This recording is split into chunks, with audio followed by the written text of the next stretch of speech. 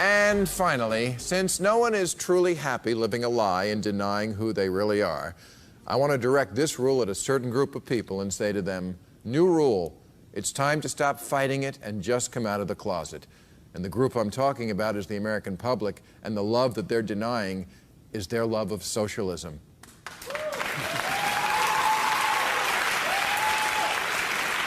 Now, I know that there are a few words in America more toxic than socialist, and these days, big government spending is about as popular as Casey Anthony at a Chuck E. Cheese.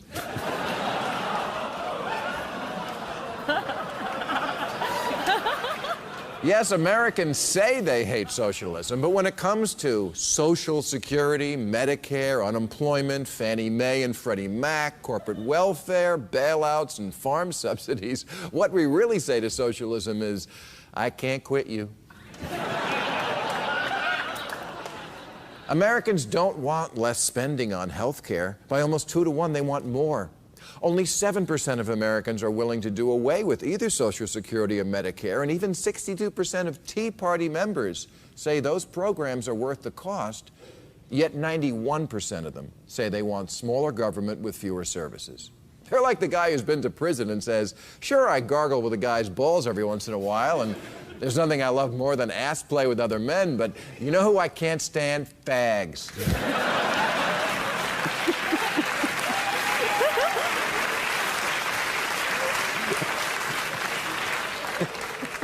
Remember this guy, the keep your government hands off my Medicare guy? He's not alone. In one survey, 40% of people who get Medicare say they have not used a government program. Really?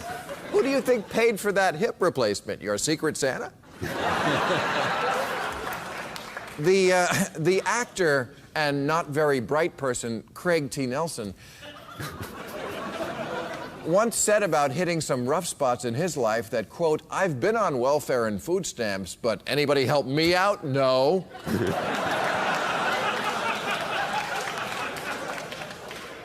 Or take Michelle and Marcus Bachmann, or as I like to think of them, America's indoor Palins.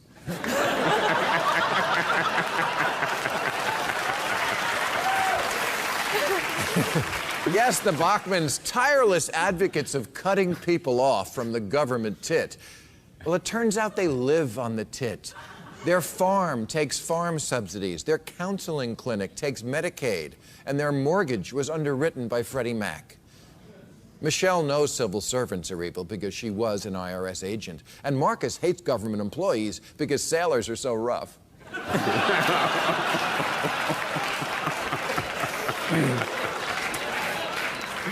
But come on, if hypocrisy was uranium, they could power the planet.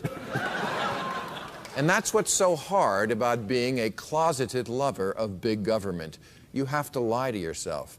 But that's why I'm here tonight with a special message for all you deniers. It gets better. Yes, there are millions of people in the world just like you, in nice places like Switzerland and Sweden. They enjoy high standards of living and freedom, and they're socialists.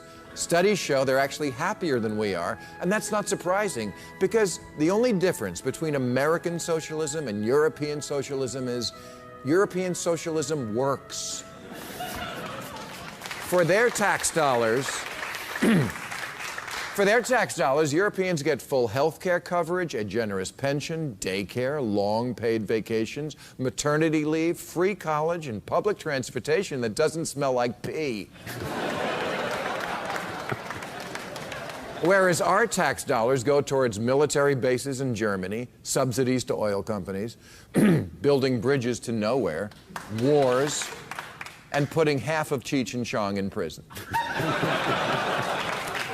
They get universal health care, we get a Blue Angels flyover at the Fiesta Bowl. They get paid maternity leave, we get the Octomom. They've got Airbus, we've got the bus. Isn't there anything we still do better? Even their paranoid, racist loners look like speed skaters.